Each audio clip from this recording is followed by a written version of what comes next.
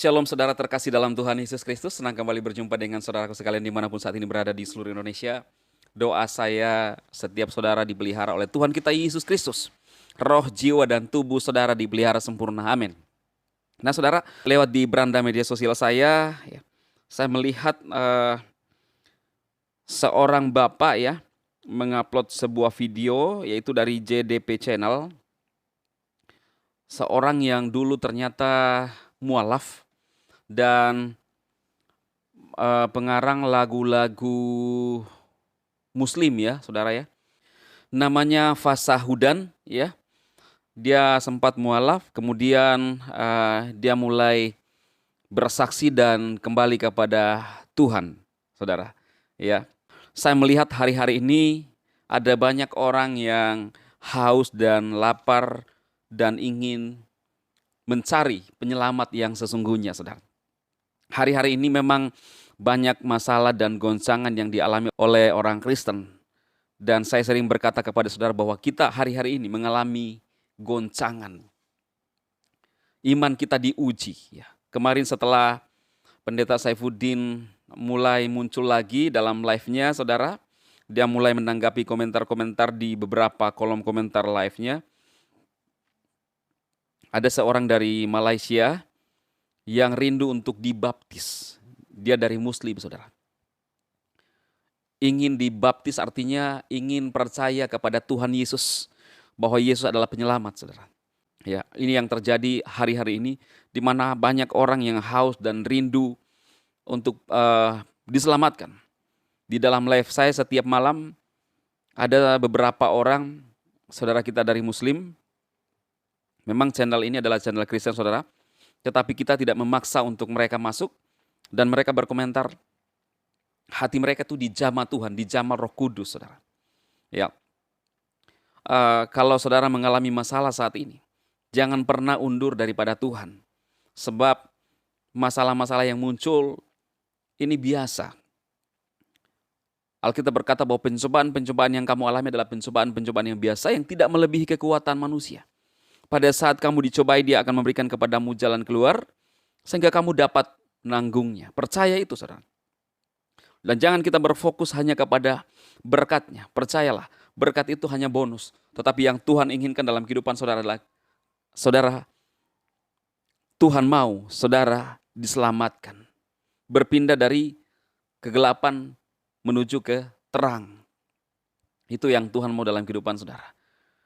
Jadi level kekristenan kita hendaknya bisa berkata seperti Sadrak, Mesak, dan Abednego. Sekalipun Tuhan Elohim tidak menolong kami, kami tidak akan kompromi dengan dosa. Kami tidak akan menyembah kepada Raja Nebukadnezar pada saat itu, saudara. Dia berkata, sekalipun Elohim tidak menolong kami. Sanggupkah kita berkata seperti itu, saudara? Sekalipun masalahku masih besar, sekalipun masalahku belum selesai, sekalipun masalahku belum tuntas, tidak ada orang yang peduli dengan saya. Ekonomi saya hancur, saya akan tetap menyembah kepada Tuhan. Saya akan tetap beribadah kepada Yesus Kristus. Sanggupkah kita berkata seperti itu, saudara? Saya tahu hari-hari ini kita mengalami banyak masalah. Bahkan masalah finansial. Ekonomi kita digoncangkan, saudara. Dan kadang-kadang tidak ada pilihan. Kalau orang kaya, mereka punya pilihan. Hari ini kita mau makan apa? Mereka bisa memilih makan apa, di rumah makan mana, di restoran mana. Kita, saudara, mungkin tidak ada pilihan. Bahkan yang ada hanya yang penting kita bisa makan. Hanya bisa mungkin makan tempe dan cabai, saudara. Atau hanya bisa makan nasi garam. Saudaraku, bersyukur. Sebab apa yang kita punya ini, kehidupan ini bukanlah penentu kehidupan kekal. Tetap bersyukur, saudaraku. Saya banyak mendapatkan chat dari banyak saudara-saudara kita di luar sana. Mengalami banyak pergumulan. Saudaraku, jangan pernah kecewa dan jangan pernah undur dari Tuhan. Yang kita terima adalah damai sejahtera. Sekalipun kita cuma makan tempe, tapi kita tetap ada damai sejahtera. Saudara lihat, di luar sana punya segalanya, tetapi tidak ada damai sejahtera. Jangan saudara lihat, oh dia enak, dia senang, dia menikmati hidup, mobilnya mewah. Syukuri apa yang ada pada saudara. Jangan membandingkan hidup saudara dengan orang lain, tetapi bersyukur dengan apa yang kita miliki. Dunia ke depan ini, saudara, Banyak prediksi dari para pakar ekonomi dunia akan hancur. Tetapi percayalah, ketika kita berserah, ada Yesus yang sanggup menolong dan melihat saudara, yang sanggup menolong kehidupan saudara. Manusia tidak hanya hidup dari apa yang kita makan secara jasmani, tetapi kita makan firman Tuhan. Saudara masih ingat seorang pemuda yang hanyut di tengah lautan berbulan-bulan? Secara fisik, mungkin harusnya dia sudah tidak ada, saudara. Kenapa? Karena tidak ada makanan. Tetapi dia membaca Alkitab, dia memegang Alkitab yang menjadi kekuatannya. Saya menginginkan saudara, firman Tuhan yang saudara pegang. Jangan pernah untuk melupakannya membaca, karena itu adalah kekuatan untuk roh kita. Fisik kita bisa lemah, tetapi roh kita kuat.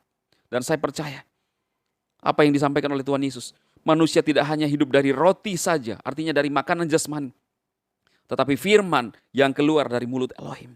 Alkitab yang ada sama saudara. Makan firman Tuhan untuk roh saudara, sehingga kita menjadi kuat. Saya kadang-kadang ketika malam live saudara, rasa lemah fisiknya, tetapi roh kuat.